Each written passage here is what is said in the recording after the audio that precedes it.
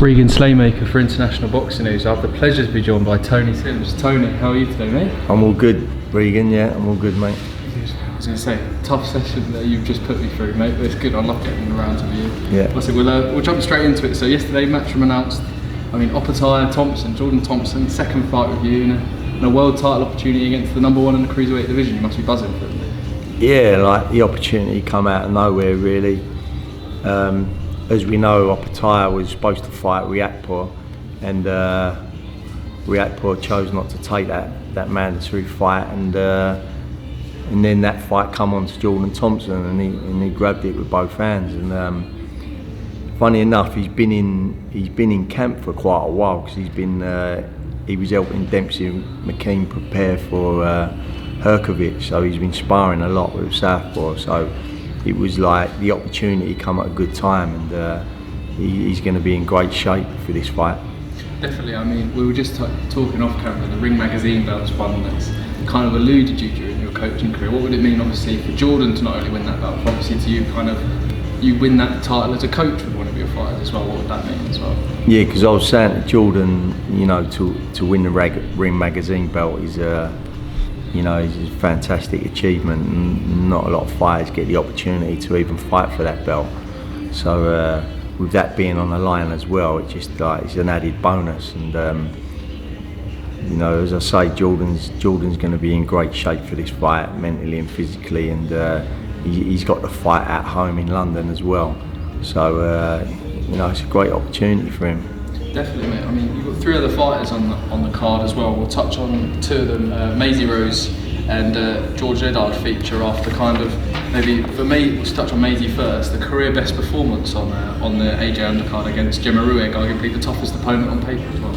Yeah, and it was Gemma Ruegg's a tough opponent, and she come to win the fight. But I thought Maisey, as you say, had her best win, her best performance. She boxed smart and won every round clearly, and it's just showing that she's progressing in the pro ranks now. She's still really young, she's only 22. So compared with a lot of other women in the pro boxing, a lot of them are way into their 30s. So she's really young, and she's got a great career ahead of her. Definitely big things to come from MaiseyRose. Also, George Liddard, very good performance in the AJ undercard. And a performance that he'll probably have learned more from than his previous three opponents, with a really, really tough Dutch opponent on that card. Yeah, and that opponent come in I think it was on a week's notice, and he was obviously in good shape, and it was a tough fight for George. I think he learned a lot in that fight. It's not always good to walk in and blow your opponents away early, and I think he learned a lot in that fight, and there's things that he's got to work on, but listen, he's in great shape, and lucky he was, because the Dutch opponent was a good fighter, and he kept coming back at him, but George won the fight clearly, and as I say, he'd have learned a lot in that fight. Definitely, mate. And also the final fighter from this gym appearing on that card, the pro debut of 7-Up, as we've been calling him, the Jimmy Sains. Hard hit. He's campaigning at middleweight, isn't he? Middleweight, yeah. Middleweight. Hard hitting. Obviously, he's coming to make a huge mark on the pro scene as well. Yeah, he's a big punching amateur, and as you say, Jimmy 7-Up. His middle name's Seven, which I didn't know that his middle name was Seven. So we called him 7-Up. But yeah, he's an exciting prospect, and I'll be looking forward to his pro debut. Definitely, mate, and he needs to get the branding sorted out for 7-Up. Yeah. Free lemonade for days. Yeah. I do want to move on to Joe Cordina now. It's highly touted that he's fighting in Monte Carlo in Monaco on November the 4th, and a solid opponent in Ed Vasquez. Yeah, and he's got a voluntary defence of his title. As you say, it's in Monaco on November the 4th. Joe's boxed there before against another Mexican. He had a good fight over there, and Vasquez is a tough opponent, and his only defeat was against Raymond Ford, who a lot of people thought it was a controversial decision. So he's going to come to fight, as all Mexicans do, and he's going to try and take his opportunity. But Joe's just started back in camp, and he'll be in great shape for that fight. And you know, he's looking to retain his title and then move on to the bigger fights after this one. Definitely. Would that, in your mind, is that a unification? And I know the winner of Wood Warrington's also teased for them to move up. Would any of those be the big fight that kind of Joe or yourself would want next? Yeah, you know, he's looking for a big fight, and he's like we've seen Navarrete beat Valdez last week in a great fight, one of the fights of the year, and I think Joe would like a unification against Navarrete. I think Navarrete is probably the big name in that division, and I think a fight between them two, a unification, would be a great fight. And as you say, you know, the winner of Wood Warrington, if one of them moved up, it'd be a big domestic battle, that would, in a stadium fight. So, you know, after this defence, you know, he retains the title, and then, you know, hopefully big opportunities are there for him, big fights are there for him. Definitely, I hope to see a big one. I mean, splitting it down the Welsh side, especially Josh Warrington's the fight. I think to come through that. I mean, the Welsh fans on one side and the Leeds fans on another. I think that's a really exciting clash. I do want to touch on kind of Conor Benn. The whole situation going on seems a bit never-ending for you guys. I mean, cleared by the National Anti-Doping Panel, and then the board appealed that decision, but Conor is obviously still cleared the fight. And obviously Eddie was saying that he has a professional licence, which is obviously the priority is to fight in the UK if you guys are allowed to. I just thought I'd get your kind of opinions on the whole situation at the moment. Yeah, at the end of the day, Conor Benn's cleared to fight, and the board in UK are appealing it, which they've got a right to do, but he's got the rights to fight at the moment, and you know, I believe Matchroom are just trying to sort that out at the minute, a date to fight, so I'm just awaiting on that. Perfect. Well, I won't touch on that too much. We hope to see Conor in the ring soon. I do want to touch on John Ryder. Obviously, last time we spoke, he was fresh off the Canelo fight. He's now, I mean, skipping behind us, kind of ready and just ticking over, ready for a kind of a big fight next. What can you say about the future of John Ryder as well? Yeah, as we know, he had a tough fight against Canelo last time out, and he put a spirited performance in. And obviously, he come away with a broken nose, but that nose is healed up now, and he's back in the gym. And hopefully his next fight will be another big fight. There was talk of Triple G having a final fight in Kazakhstan, which still might be on the horizon.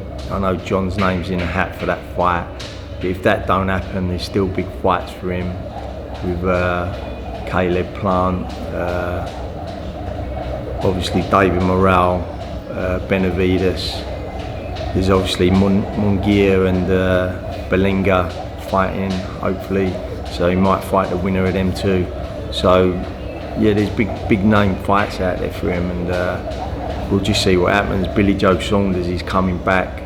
I heard he's back in training, so that's another big domestic fight.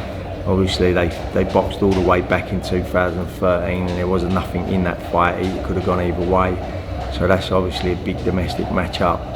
So yeah, there's big fights on the horizon for John. He's, as I say, he's back in the gym ticking over, so we'll just wait to see what comes along next. Definitely, I do like the two fights I like from that. The Triple G fight, obviously, I think that's one of the biggest fights in the division, but also the David Morrell fight does give John kind of that, even though he has challenged for world titles, and obviously everyone thinks he should have got the decision against Callum Smith, that David Morrell fight, a win there gives him a world title as well, so that would be a huge fight. I do want to touch on Demsey McKean's loss to Filip Hrgovic. I mean, what a heart of the man. I know there was like some backstage footage where he was devastated after that fight, but that shows that kind of he cares about his decision and he cares about the loss, and he showed a lot of heart against the #1 contender in Filip Hrgovic. Yeah, and you know, the opportunity come along to fight for that mandatory position for Usyk. He probably wasn't experienced enough or ready for that type of fight, but he took it, and like you say, he had a go. It didn't quite work out for him. He wasn't quite good enough on the night, but from that fight, he'll probably learn a lot from that fight. When you get in with like top-ranked contenders, and, you know, Hrgovic is a good fighter. He can punch, he can box, he's Olympian. So he's got a great wealth of experience. And when you get in them type of fighters, you learn a lot about yourself. And you know, I'm sure that Demsey would have learned a lot from that fight, and he'll come back from that, and he'll have a little break now. I think he's going back to Australia for a little while, have a little break, and then see what happens next for him. But you know, Demsey's a difficult opponent for anyone to box. He's southpaw, he's awkward. So, you know, and as I say, he'll learn a lot from that and come back with a bit of experience under his belt. Definitely will. We look forward to seeing Demsey back in the ring. I do want to touch on my final two, mate. Obviously Felix Cash, obviously a load of rumours that he's no longer training here. I just want to get your thoughts, just to clarify a few things to people if they don't know that already. Yeah, like me and Felix parted ways a couple of months ago, and I wish him all the best in his career. We was together a long time, but sometimes, you know, things just end, and I wish him all the best, whoever he's training with next. And you know, on a personal level, me and Felix are still friends, and he's just got to do his own thing and make his own way. And you know, as I say, I wish him all the best.